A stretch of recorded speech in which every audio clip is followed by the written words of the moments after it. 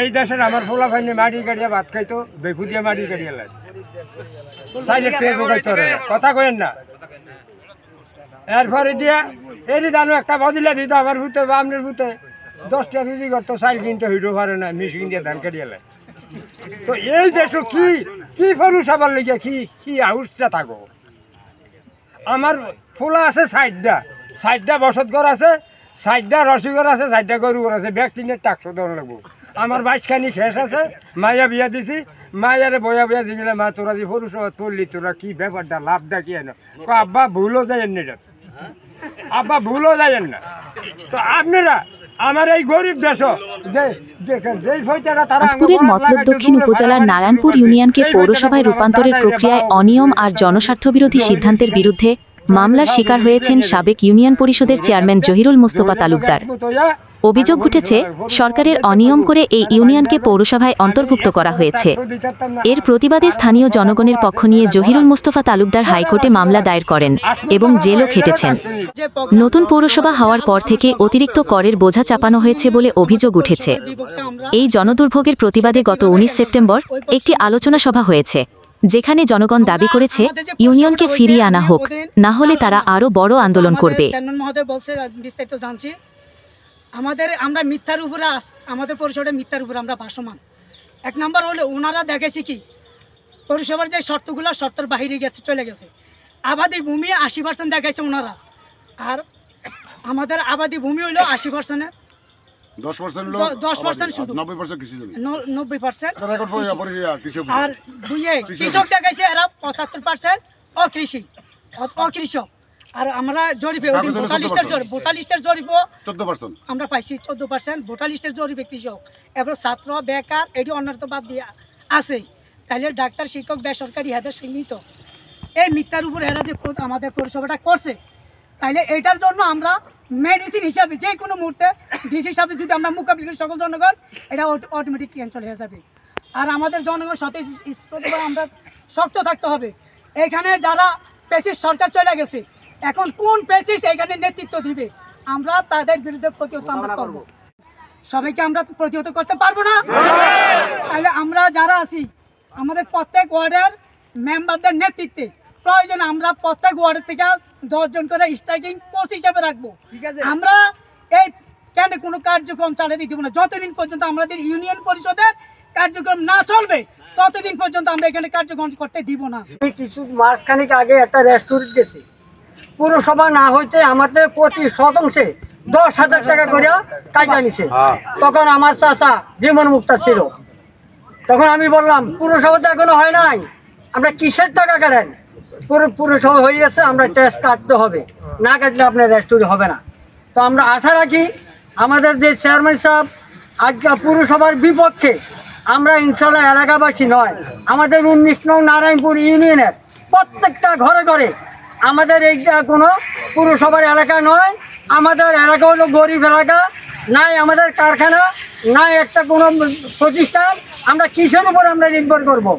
আমরা খেতে খাবারে কাজ করি, খেতে খাবারে কাজ করে যদি আমরা প্রতি শতাংশ টাকা গরিবেরা কিনতে যাই, 10,000 টাকা করে দিতে যাই প্রতি শতাংশে, যদি আমরা 200 টাকা কিনি 20,000 টাকা আমরা চলে দেবো। কিন্তু এই 20,000 টাকা রুজি করতে আমার পায়ে মাথার তাল্লার ঘাম পায়ে দিয়ে পড়ে দেব। সেই পুরসভাকে আপনারা সবাই দেখেন, আমরা সবাই পুরসভার বিপক্ষে, পুরসভার পক্ষে থাকবে আপনাদের কাছে আমার অনুরোধ থাকবে, তারা বাদ দিয়ে তাদের ভাঙ্গা রাখবেন। কিসের পুরসভা? পুরসভার এলাকা আমার নয়। আমরা আমাদের যে চারাটবাঙ্গা নারায়ণপুর যে একটা রাস্তা, এই রাস্তার মধ্যে এই জহির চেয়ারম্যান সাহেব মাটি ভাড়াই আমাদেরকে গামছা বিন্যানের থেকে না গামছার থেকে আমাদেরকে রক্ষা করতে। আমরা পৌরসভার বিপক্ষে এবং ইউনিয়নকে রক্ষা করার জন্য আমরা কিভাবে সিদ্ধান্ত নিব? আমাদের তো মুরব্বী আছে নাকি? সর্বশেষ 2009 সালে জাতীয় সংসদের আইন, কোন সালের? 2009 সালে জাতীয় সংসদের আইন, সেই আইনে বলা আছে একটা পৌরসভা গঠন করতে হলে ওই পৌরসভায় 4টা ক্যাটেরিয়া অর্থাৎ কি নিয়ম কানুন অবলম্বন থাকতে হবে, অবলম্বন না থাকতে হবে, শর্ত থাকতে হবে। প্রথম শর্ত হলো ওই ভূখণ্ডের মধ্যে জনসংখ্যা থাকতে হবে 50,000-এর ঊর্ধ্বে। কত? 50,000-এর ঊর্ধ্বে। লক্ষ 1 নম্বর। নাম্বার 2, যেই ভূখণ্ডটারে পৌরসভা করা হবে ওই ভূখণ্ডের মধ্যে 2009-এর জাতীয় সংসদের আইন এবং 2009-এর স্থানীয় সরকার অধ্যাদেশে জারি আছে যে ওই ভূখণ্ডের মধ্যে 100 জনের মধ্যে 75 জন লোক দিব অকৃষি পেশায় নিয়োজিত, চাকরিজীবী, শ্রমিক বা অন্যান্য মানে কৃষক ছাড়া। এলো নাম্বার কত? 2। নাম্বার 3, যেই ভূখণ্ডে পৌরসভা করা হবে ওই ভূখণ্ডের প্রতি বর্গ কিলোমিটারে জনসংখ্যা হইব 1500-এর অধিক। সর্বনিম্ন 1500 বেশি দিব প্রতি বর্গ কিলোমিটার জনসংখ্যা। নাম্বার 4 নম্বর শর্ত পৌরসভা গঠনের, অকৃষি প্রকৃতির ভূমি অকৃষি প্রকৃতির ভূমি থাকতে হবে 33%। এই 4টা শর্তের উপরে একটা ভূখণ্ড, রাষ্ট্রের একটা ভূখণ্ড পৌরসভা হবে। তাইলে প্রথম শর্ত আসেন জনসংখ্যা। যদি আমি পরিসংখ্যান অফিসে যাই মতলবে, তাইলে সেই পরিসংখ্যানে বলা আছে নারায়ণপুর ইউনিয়নের বর্তমান জনসংখ্যা বিগত 11 সালের আদমশুমারিতে বলা আছে 37,049 জন। পরবর্তীতে যদি যান বর্তমান জানা নাই কত, 40,000 কাছাকাছি 39,000 প্লাস, অর্থাৎ জনসংখ্যা পরিসংখ্যান অফিসার। এই হলো জনসংখ্যার প্রথম শর্ত। নাম্বার 2 দ্বিতীয় শর্ত, অকৃষি পেশায় নিয়োজিত ব্যক্তি। বুঝতে পারছি? আপনার আমার পেশা, রাষ্ট্রের জনগণের পেশা লেখা আছে কোন জায়গায় বলেন? সকল জনগণের পেশা, রাষ্ট্রের সকল জনগণের পেশা লেখা আছে সেই ভোটার তালিকাকে আমি 24 গ্রামের ভোটার লিস্টে আমি তালিকা উঠাইছি। উঠাইয়া লাল কালি দিয়ে টিক চিহ্ন দিছি। লাল কালি দিয়ে টিক চিহ্ন দিয়া কে কৃষক, কে চাকরিজীবী, কে শ্রমিক, কে ছাত্র, টোটাল ভোটার লিস্টের টিক চিহ্ন দিয়ে পাইছি টোটাল ভোটারের 14%। 14%। সেই কাগজ আমি হাইকোর্টে জমা দিছি ভোটার লিস্ট সহকারে। তাইলে কোথায় হলো 75% লাগে, কোথায় আছে 14%? কথা বুঝতে পারছি? আপনার যদি আইনে যে পৌরসভা হয় আমি কি ঢাকাইতে পারবো? অর্থাৎ হাইকোর্ট সিদ্ধান্ত দিছে, এটা উচ্চ আদালত আমাদের কোনো কথা নাই, আমরা হাইকোর্টকে সম্মান জানাই। কিন্তু তথ্য তো এখান থেকে মিথ্যা দিছে। ইউনিয়ন ভূমি অফিসার, পরিসংখ্যান অফিসার, উপজেলা নির্বাহী অফিসার, কৃষি অফিসার, তারপর ইঞ্জিনিয়ার, ওনারা যে তথ্য এখান থেকে প্রেরণ করছে সকল তথ্যগুলো দিচ্ছে মিথ্যা। কথা বুঝতে পারছি? সত্য রিপোর্টগুলো পাঠায় নাই। যদি সত্য রিপোর্ট পাঠাই দাও তাহলে নারায়ণপুর পৌরসভা হয় না। অকৃষি প্রতি বর্গ কিলোমিটারে, আচ্ছা যদি প্রতি বর্গ কিলোমিটার ধরেন 1500 লোক, নারায়ণপুরে কত বর্গ কিলোমিটার এরিয়া জায়গা, প্রতি বর্গ কিলোমিটারে 1500 লোক নাই, তাহলে আইনগত ভাবে পৌরসভা হয় না? তাহলে যদি কোনো অফিসাররা যদি মিথ্যা রিপোর্ট দেয় তাহলে হাইকোর্ট তো দোষ নাই, বিচার বিভাগ তো করবেই, এটাই স্বাভাবিক নাকি? আমি 2009 সালে সর্বপ্রথম চলে যায় 2009 যখন নারায়ণপুর পৌরসভার প্রস্তাব পাঠানো হয় যে কোনো ভূখণ্ডে পৌরসভা করতে হলে ওই ভূখণ্ডের ইউনিয়ন পরিষদের 3 বছরের আপনার আয় ব্যয়ের হিসাব জমা দেওয়া লাগে। কয় বছরের? যদি কোনো ভূখণ্ডে পৌরসভা করতে হয় ওই ভূখণ্ডের যে আয় ইউনিয়ন পরিষদের 3 বছরের আয় ব্যয় কিন্তু আপনার জমা দেওয়া লাগে। আমি 3 বছরের আয় কিন্তু জমা দিয়েছি উপজেলা নির্বাহী অফিসারের কার্যালয়ে। জমা দিতে গিয়ে 9 সালের কথা, কিন্তু 2/2/2010 কত 2/2/2010-এ মহামান্য আপনার স্থানীয় সরকার মন্ত্রণালয় চিঠিতে ব্যাক করিয়ে দিছে চাঁদপুর জেলার মতলব দক্ষিণ উপজেলার নারায়ণপুর ইউনিয়নের সকল কাগজপত্রকে পর্যায়ে দেখা যায় যে নারায়ণপুরে পৌরসভা করার কোনো সুযোগ নাই। সেই কাগজ হাইকোর্টে জমা হয়েছে, এই মামলার সাথে সম্পৃক্ত হয়েছে সেই কাগজ 2/2/2010-এর। আচ্ছা গেল, কোনো সুযোগ নাই। তাইলে ফেব্রুয়ারি মাস, মার্চ, এপ্রিল, মে, জুন 5 মাস, 15 জুলাই 2010 কত 15 জুলাই 2010, এই 5.5 মাস পরে এই নারায়ণপুর ইউনিয়নে কি মাটি ফাইটা কি সামনে উঠছে? তাইলে সেই মিথ্যা রিপোর্ট দিয়ে আবার নারায়ণপুর ইউনিয়নের প্রজ্ঞাপন জারি করছে। প্রজ্ঞাপনের তৈল কি এটা পৌরসভা থাকতে পারে, নাও থাকতে পারে। আমি তখনকার সব জনগণকে নামাইতে পারি নাই। আমি চেষ্টা করছি মানুষ মিছিল মিটিং করুক, মানুষ কিন্তু নামে নাই। তখন আমি একা যুদ্ধ করছি, আপত্তি দিচ্ছি ডিসির কাছে লিখিতভাবে 90 দিনের মধ্যে জেলা পরিষদ বরাবরে আবেদন করতে হয়। আমার কাছে রিসিভ কাগজ আছে, যেহেতু আমি হাইকোর্টে ব্যবহার করছি। আমি সরকারের বিধি নিয়মে আমি 2010 সালের 15 জুলাইয়ের পরে 90 দিনের ভিতরে জেলা পরিষদ বরাবর দরখাস্ত করেছি। সেই দরখাস্তের প্রেক্ষিতে উপজেলা নির্বাহী অফিসার আমাকে ডাকছে। আমি জানি উনি আমার পক্ষে জনগণের পক্ষে কথা বলবে না। তখন আমি ওনার ক্যারেন্ডারে দিয়া গোপন ভাবে পার্সেল হবে ওই যে জবাবে যে দরখাস্ত আমি জবাব দেবো, সেই দরখাস্ত রিসিভ কপি কিন্তু আমি আগে হাত করে আবার ঘরে রেখেছি। আমার অন্য মেম্বার দিয়ে চকিতে দিয়েছে কাগজ দিয়ে জাগিয়া, কারণ আমার ব্যাধ রাখতে পারে। পরে যখন শুনানি হয়েছে চাঁদপুর, তো ওনার শুনানি করতে দেয় নাই। উনি ওনার একতরফাভাবে পৌরসভার পক্ষ রিপোর্ট কিন্তু ভাড়াই দিছে। আমি কি করব? নারায়ণপুর তখন সরকার ক্ষমতা হলো আওয়ামী লীগ, এইটা তো সকলেই দরকার। এখানে প্রথমেই বলছে এটা নির্দলীয় আলোচনা। সরকার ক্ষমতা আওয়ামী লীগের কিছু নেতাকর্মী আছে যারা পৌরসভার পক্ষে। আপনার ডক্টর মহিউদ্দিন খানমগীর, উনি ছিলেন এমপি, উনি পৌরসভার পক্ষে। শান্তিকান সাহেব আবেদনকারী, উনি পৌরসভার পক্ষে। কবির কন্ট্রাক্টর পৌরসভার পক্ষে। এখন সরকার তাদের ক্ষমতায়, টিউনু তাদের পক্ষে। যা কথাই লেখে, এই সিলিন্ডার যা কথাই লেখে। এখন এই লেখতে গিয়া আমি কিন্তু ব্যর্থ হয়েছি। ব্যর্থ হইতে গিয়া আমার সেই দরখাস্তের বিপক্ষে টিউনু সব মিনিস্ট্রি থেকে রিপোর্ট পাঠিয়ে দিচ্ছে। রিপোর্ট পাঠিয়ে দিচ্ছে। রিপোর্ট পাঠানোর পরে আপনার প্রজ্ঞাপন জারি 90 দিনের মধ্যে আপত্তি নিষ্পত্তি করিয়া পাঠাইলে গেজেট প্রকাশিত হবে। আমি ঠিক শ্রদ্ধার মাঝে 13ই অক্টোবর 2010 সালে মহামান্য হাইকোর্টে রিট পিটিশন দায়ের করে দিচ্ছি। কারণ আমি তো আইনকে শ্রদ্ধা করতে হয়, কথা বুঝতে পারছি। আমি এই 2009 থেকে শুরু করে 2014 সাল পর্যন্ত আমার সাথে অনেক জনগণই ছিল, কিন্তু যারা একটু উচ্চ পর্যায়ের বিএনপি নেতা আওয়ামী লীগে থাকুন, আমি কিন্তু করে পাইনি। দুই দলের কথাই বলে কিন্তু রাখেন না, পাইছি লোকজন। আমরা 21 জন বাদী হয়েছি, হাজার মানুষ স্বাক্ষর করছে। একটু বড় প্রথম কাতারে যারা আছে একবার পাইতে আমার কষ্ট হয়েছে। তখন এই যুদ্ধ চালিয়ে গেছি। আমি আমার সত্য কথা বলতে গেলে যারা পৌরসভার পক্ষে চেয়ারম্যানিকরণের জন্য মামলা করছে, আমি যে জনগণের স্বার্থে মামলা করছি। এখন একটা কথা বলি, যদি ইউনিয়ন পরিষদ যদি হয়, আমি জবাব দিলাম আল্লাহ আল্লাহ রসুল সাক্ষী প্রতি নির্বাচন করতাম না। তবে ইউনিয়ন পরিষদ হোক, জনগণের স্বার্থ হোক। যদি আইন যদি পৌরসভা হয়ে যায়, এখন বিষয়টা করলো আমি যেখানে কথা বলি আমার কথাকে তারা প্রতিবাদ করে মিথ্যা কথা বলা। মানুষ কিন্তু এটা প্রতিবাদ করে নাই।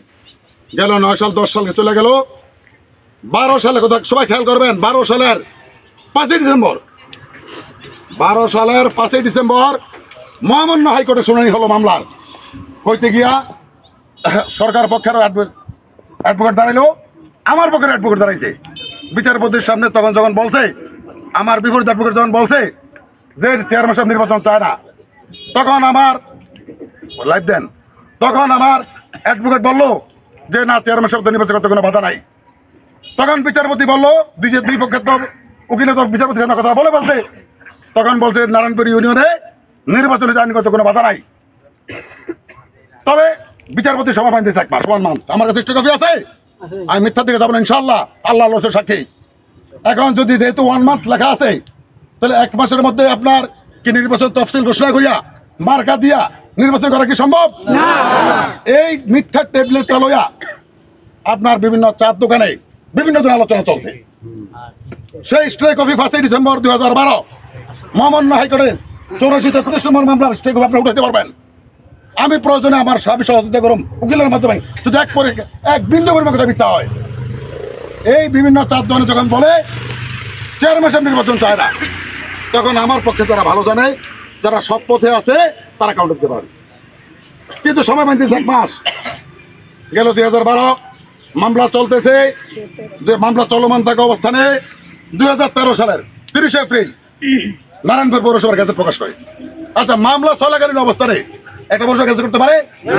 অর্থাৎ বিচার বিভাগকে বিজ্ঞাপন দেখিয়া করার পরে যখন এটা আমার ফোন দিছে, আমি জেনে দেখলাম যে ঘটনাটা সত্য।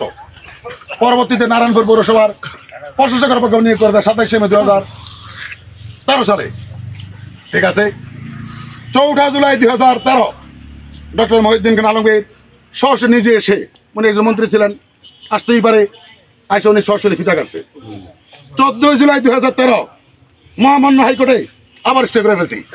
যদি মামলা চলমান থাকে না হয়তো, তাহলে 13 সালের 14 জুলাই মহামান্য সুপ্রিম কোর্টে কি আপনার স্টে হইতো?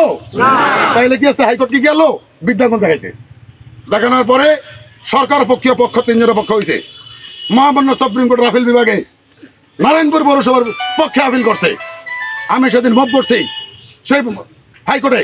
সেদিন হাইকোর্টে দেখা হয়েছে বারিগার কামরুল, আকাশ মুক্তার, কবির কন্ডাক্টরকে দেখা হয়েছে। আসসালামু আলাইকুম ভাই, কোর্ট তো উঠে যাইব, তাড়াতাড়ি করে বেস্ট নিয়ে আসেন, ওদের একটা স্মরণ দেওয়া। আমরা সমানে হাঁটতেছি, সেই সুপ্রিম কোর্টের রায় কিন্তু আমার পক্ষে চলে আসছে, জনগণের পক্ষে চলে আসছে। পৌরসভাটা কিন্তু কি হলো, স্থগিত হয়ে গেল। স্থগিত হওয়ার পরে এখন মামলা রায়ের অপেক্ষা আছে, মামলা চলতেছে, মামলা রায় চলে আসছে। এখন মূল কথা আসলে এই জন্য, যেহেতু আমাদের এই নারায়ণপুর এলাকার জনগণ 90% লোক কৃষক, কৃষি অফিসার আমার কাছে সার্টিফিকেট আছে, কোর্টে জমা আছে সার্টিফিকেট। কিছু বিষ্ট মতলব কিছু বিষ্ট ভয়লি না, তথ্যান্ত সমস্যা কোথায়?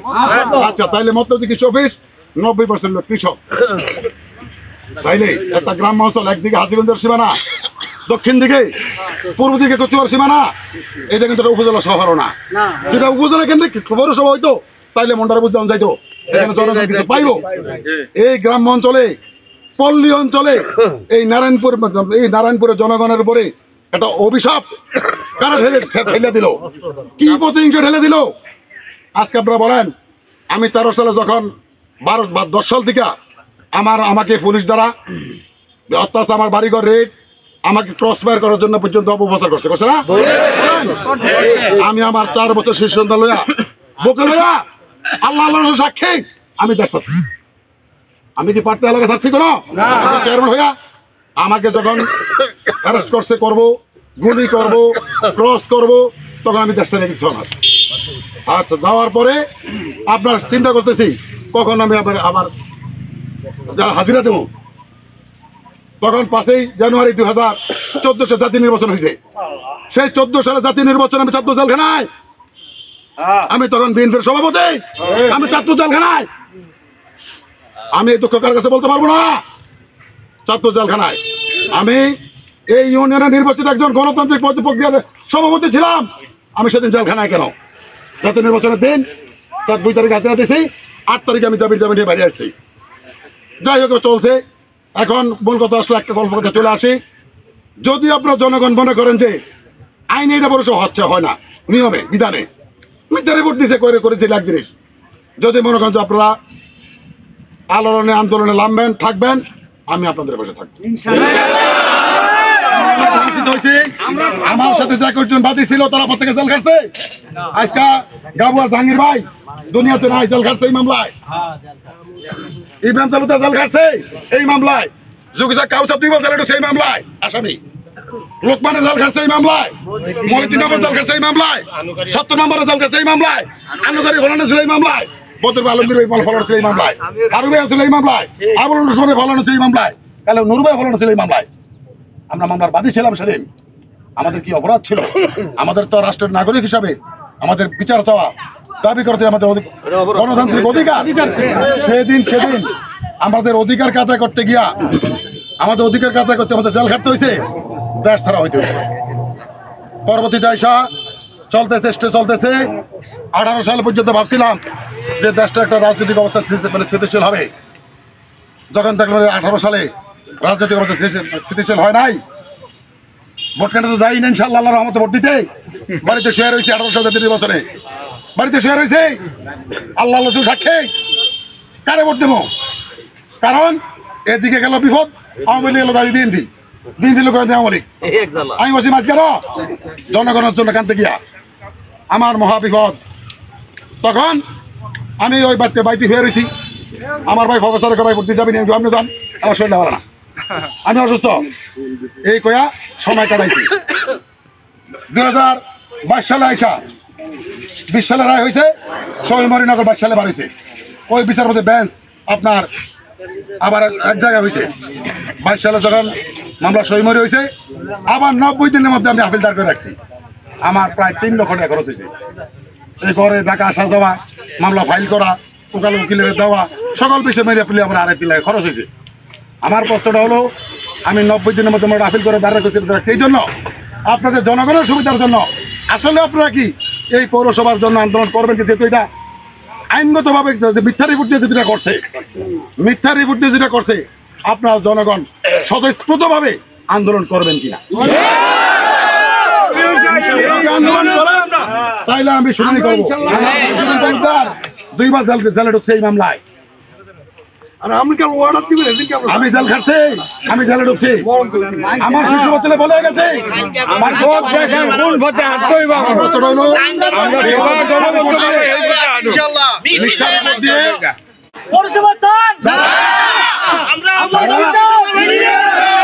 যারা পৌরসভা চান, যারা চায় প্রশ্ন করবেন যেখানে অকৃষি পেশা নিজ ব্যক্তিগত পার্সন, আমার বান্ধিরা হোক, তোর বান্ধিরা হোক, অকৃষি পেশা ভোটার লিস্ট আনবেন। আপনার গ্রামের ভোটার আপনার কাছে আছে নাকি নাই? আপনার পেশা ভোটার লিস্টে লেখা আছে। আপনি ন্যায় সঙ্গত কথা বলতে আপনার কোনো ভয় নাই? ন্যায় সঙ্গত কথা বলতে ভয় আছে কোনো? আমার কথা হইলো, আপনারা কষ্ট করে আসছেন, অন্যরা বক্তব্য দিবে। সম্মানিত উপস্থিতি, আমাদের অনেক আলোচনা হচ্ছে। আমাদের এখানে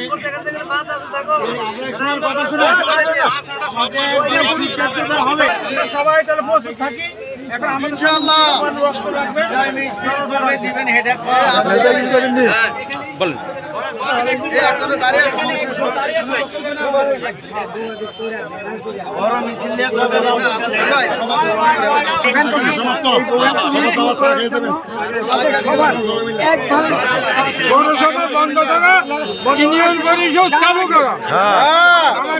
পৌরসভা বন্ধ করো, ইউনিয়ন পরিষদ চালু করো।